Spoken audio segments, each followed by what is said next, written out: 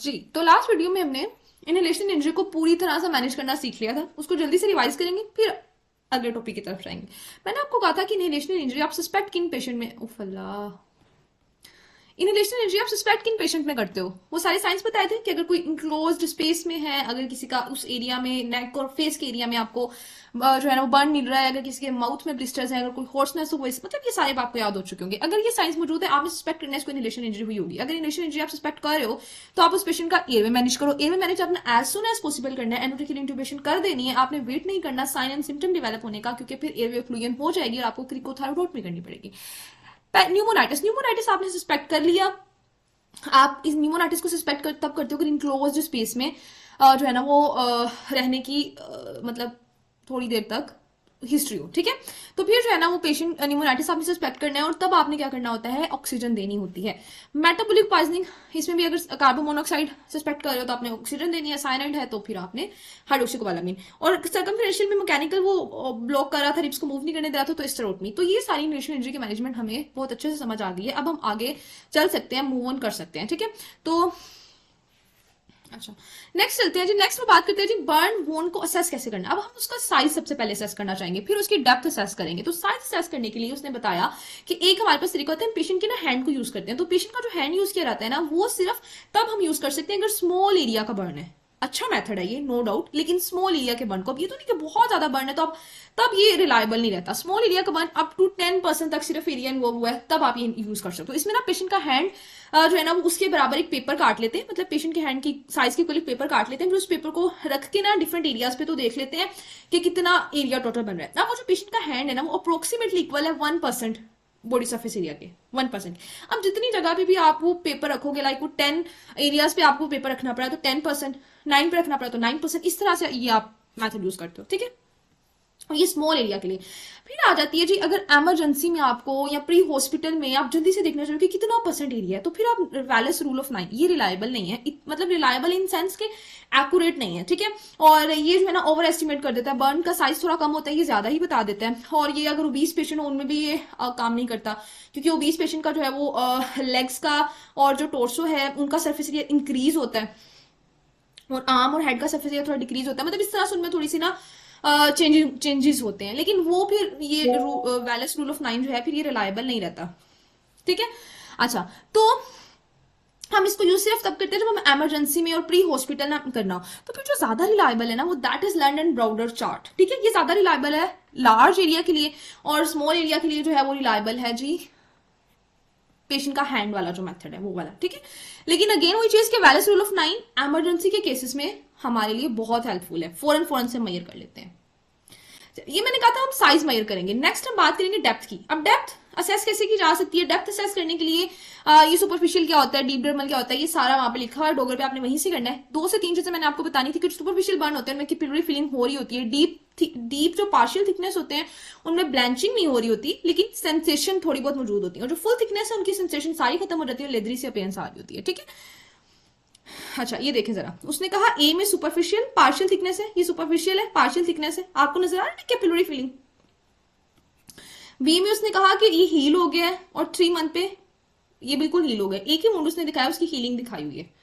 अच्छा जी, नेक्स्ट हमने करना है, अब आ जाए जी, एक इसमें कॉन्सेप्ट था टू बर्न डेप्थ। अब टू बर्न डेप्थ का कॉन्सेप्ट है group A group B. Group A वाले वुंड हम ना 2 ग्रुप्स बना लेते हैं जनरली। हम कहते हैं ग्रुप ए में वो वाले बर्न आ रहे हैं जिनको सिर्फ सपोर्ट देने की जरूरत है, उनको ऐसा चिक्सियन की सर्जरी की जरूरत नहीं है, सिर्फ उनको सपोर्ट प्रोवाइड करो और वो उनकी मैनेजमेंट अच्छी करो, उसको जो है ना वो एंटीबायोटिक्स वगैरह से जिस तरह से भी इसको मतलब प्रोटेक्ट करो। और वो इतने सुपरफिशियल होते हैं कि वो स्पॉन्टेनियसली हील कर जाते हैं, कोई ग्राफ्ट रखने की, कोई सर्जरी करने की, कोई एक्सियन करने की जरूरत नहीं पड़ती, और क्विकली और स्पॉन्टेनियसली हील कर जाते हैं विद इन 2 वीक्स, और फिर एक्सीलेंट फंक्शन और कॉस्मेटिक रिजल्ट आता है, कोई ऐसा कॉन्ट्रैक्चर डेवलप नहीं होते। ये तो बड़े अच्छे बर्न है ग्रुप ए वाले। जो ग्रुप बी है ना वो वाले बर्न है जो कि डीप चले गए हैं, थोड़े सुफिशिएंटली डीप है ये, और ये प्रोलॉन्ग टाइम लेंगे एक तो हील करने के लिए, दूसरा ये हील करेंगे सेकेंडरी इंटेंशन से। अब आपको पता है सेकेंडरी इंटेंशन से वोंड हील करता है, वो स्कार बनाता है। जब स्कार बनेगा तो कॉस्मेटिक रिजल्ट अच्छे नहीं आएंगे, ये कॉन्ट्रैक्शन भी कर सकता है, कॉन्ट्रैक्शन भी डेवलप हो सकती है। तो इसीलिए जो ग्रुप बी के होते हैं ना उनको आप खुद मैनेज करते हो। आप कहते हो मैं इनको इनके हाल पे नहीं छोड़ सकता बिकॉज ये सही से हील नहीं होते, ये मसला करते हैं कॉन्ट्रैक्चर स्कार वगैरह का। तो फिर हम इनको क्या करते हैं, हम या तो उनको प्राइमरी इंटेंशन हम स्टिचेस लगा देते हैं, या हम उसको डायरेक्ट क्लोज कर देते हैं, स्किन ग्राफ्ट रख देते हैं, स्किन सब्सटीट्यूट, मतलब हम खुद से उसको मैनेज करते हैं, ठीक है।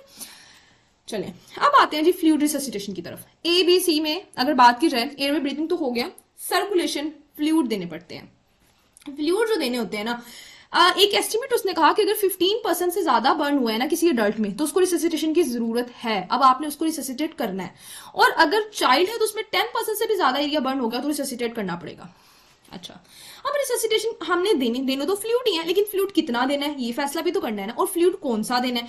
उसने कहा कि जो फ्लूइड देना कौन सा है, वो बस 3 ऑप्शन है, क्रिस्टलोइड, कोलोइड और हाइपोटोनिक सलाइन। ये 3 ऑप्शन है। अब तीनों को बताएगा बारी बारी। क्रिस्टलोइड रिससिटेशन सबसे कॉमन है, क्रिस्टलोइड सबसे ज्यादा यूज किए जाते हैं, और इनमें से भी जो सबसे कॉमन यूज किए जाते हैं वो रिंजर लैक्टेट और हार्टमैन सोल्यूशन है। ये मोस्ट कॉमनली यूज क्रिस्टलोइड है, क्योंकि इनकी ऑस्मोलैरिटी प्लाज्मा से मिलती है। अब कितना देना है, ये आपने मॉडिफाइड पार्कलैंड फार्मूला यूज करना होता है, that is total body surface area, ये देखना है, परसेंटेज वेट से मल्टीप्लाई करके 4 एक फैक्टर उससे मल्टीप्लाई कर देना है, तो एमएल में ये वॉल्यूम आ जाएगा, इतना आपने दे देना है। इसमें से जो हाफ है वो फर्स्ट 8 आवर में देना है, और जो सेकंड हाफ है वो नेक्स्ट 16 आवर्स में देना है, तो इस तरह 24 आवर का आपके पास प्लान आ जाएगा। जो चाइल्ड होते हैं ना, उनमें सिर्फ ये जो है ना वो नहीं देना होता, उनमें ऐड भी करना होता है, वो ऐड करना होता है मेंटेनेंस फ्लूइड को, उनमें मेंटेनेंस फ्लूइड भी देना होता है। मेंटेनेंस फ्लूइड को आप कैसे कैलकुलेट करते हो, और मेंटेनेंस फ्लूइड के लिए भी क्या कौन सा सोल्यूशन देते हो, तो उनमें यूजुअली डेक्सट्रोज लाइन देते हैं मेंटेनेंस के लिए। मतलब इनिशियली तो जो है ना वो रिप्लेस करने के लिए तो आप यही दे दोगे, लेकिन मेंटेनेंस के लिए डेक्सट्रोज लाइन दोगे। और मेंटेनेंस फ्लूइड कैसे कैलकुलेट करते हैं आप लोगों को आता ही होगा। फर्स्ट 10 kg के लिए 100 ml पर kg, नेक्स्ट 10 kg के लिए 50 ml पर kg, और बाकी जितना भी बचे 20-30 उसमें 20 ml पर kg के हिसाब से कैलकुलेट करना है। दूसरा ऑप्शन होता है हाइपरटोनिक्स लाइन का। हाइपरटोनिक्स लाइन हम इसलिए भी कुछ लोग प्रेफर करते हैं, वो कहते हैं कि जी हाइपरओस्मोलर है, हाइपरनेट्रीमिया करवा देगा, जब ये उधर जाएगा वेसल में जाएगा तो इतना हाइपरटोनिक और हाइपर जो है ना वो ओस्मोलैरिटी हो जाएगी, तो जो सेल्स का अपना पानी वो बाहर निकल के नहीं आएगा, क्योंकि जब जहां पर सोल्यूट ज्यादा है, वेसल में सोल्यूट ज्यादा है, एक्स्ट्रा सेलुलर भी सोल्यूट ज्यादा है एक्स्ट्रा सेलुलर स्पेस में, तो उधर तो वाटर नहीं आएगा कभी भी। वरना पहले बर्न नहीं हो रहा था कि सेल्स का इंटरसेलुलर जो वाटर है वो सारा भाग भाग के बाहर आ रहा था, अब वो नहीं आएगा क्योंकि बाहर सोल्यूट ज्यादा हो गया, तो इसलिए वो इसको थोड़ा प्रेफर करते हैं। लेकिन इसमें ना मॉनिटरिंग बहुत करनी पड़ती है, इसलिए इसको ज्यादा यूज नहीं करते, क्योंकि इसमें प्रोलॉन्ग्ड हाइपरनेट्रीमिया आप करवा रहे हो, आप हाइपरटोनिक से लाइन दे रहे हो, तो उसकी तो किडनी डिसफंक्शनिंग हो सकती है, तो इसमें मॉनिटरिंग ज्यादा करनी पड़ती है। कोलोइड की बात करें तो कोलोइड जो सबसे कॉमन यूज किया जाता है that is human albumin solution. Albumin को प्रेफर करते हैं, और इसको ना 12 आवर के बाद ही देना है, 12 आवर से पहले एल्ब्यूमिन नहीं दी जाती। अच्छा, अब जो है ना वो इसमें जो फार्मूला यूज होता है दैट इज मोइड एंड बार्कले या बार्सले जो भी है, बार्कले फार्मूला। ये क्या करता है कि तकरीबन मॉडिफाइड पार्कलैंड जैसा ही है, ये हम ना कोलोइड के लिए यूज करते हैं। इसमें बॉडी सरफेस एरिया भी है, वेट भी है, लेकिन 4 की जगह 0.5 का फैक्टर है, ठीक है। और इसमें ना एक पोर्शन, अभी ये सिर्फ एक पोर्शन कैलकुलेट हुआ, लाइक आंसर है आपके पास 60, तो वो 60 एक पोर्शन है, आपने टोटल 6 पोर्शन देने। अब मैं आपको बताती हूँ 6 पोर्शन कैसे डिवाइड होंगे। अच्छा, अब आपने क्या करना है, जो फर्स्ट 12 आवर है उसमें एवरी 4 आवर एक पोर्शन दे देना है। टोटल 3 पोर्शन हो गए पहले 12 घंटों में, एवरी 4 आवर एक पोर्शन दे रहे थे। फिर जो नेक्स्ट 12 आवर आएंगे उसमें आपने एवरी 6 आवर एक पोर्शन देना है, यानी नेक्स्ट 12 आवर में सिर्फ 2 पोर्शन देंगे, ठीक है। और जो फिर तीसरा वाले 12 आवर आएंगे, यानी 36 आवर पूरे करने हैं ना, तो जो तीसरे वाले 12 आवर आएंगे उनमें सिर्फ एक इन्फ्यूजन देनी है, एक पोर्शन। तो इस तरह से आप 6 पोर्शन पूरे करते हो और आहिस्ता आहिस्ता फ्लूइड कम करते रहते हो। क्रिस्टल में भी तो ये था ना कि पहले 8 आवर में ज्यादा देना है, फिर बाकी हाफ नेक्स्ट 16 आवर में देना है, तो इसमें भी आप आहिस्ता आहिस्ता कम करते रहते हो फ्लूइड। मॉनिटरिंग जो है वो आपने यूजुअली यूरिन आउटपुट से करनी होती है। यूरिन आउटपुट 0.5 से 1 मिलीलीटर पर केजी के दरमियान होना चाहिए पर आवर के हिसाब से, ठीक है। अगर इससे ज्यादा हो तो फिर आपने फ्लूइड थोड़ी कम कर देनी है, रोक देनी है। टेम्परेचर मैनेजमेंट भी बहुत इंपॉर्टेंट है। पेशेंट को हाइपोथर्मिया से बचाना है, उसको वार्म फ्लूइड देने हैं, वार्मर देने हैं, और जो आपका ऑपरेशन थिएटर है, जो वार्ड है, उसका टेम्परेचर भी आपने हाई रखना है, एसी वगैरह बंद कर देने हैं। अच्छा, अब जो है ना वो वोंड को, अब हम आ जाए डायरेक्टली वोंड के ऊपर कि इर्द गिर्द से तो सारी मैनेजमेंट कर ली, अब डायरेक्टली उस वोंड को, उस जख्म को कैसे ठीक करना है। उसमें जो है ना, अब हमने वो 2 ग्रुप क्यों बनाए थे, क्योंकि हमने मैनेजमेंट आगे डिफरेंस पढ़नी थी। जो ग्रुप ए के बर्न थे उन्होंने खुद ही हील करना है, हमने उनके साथ ज्यादा छेड़ाछाड़ी नहीं करनी।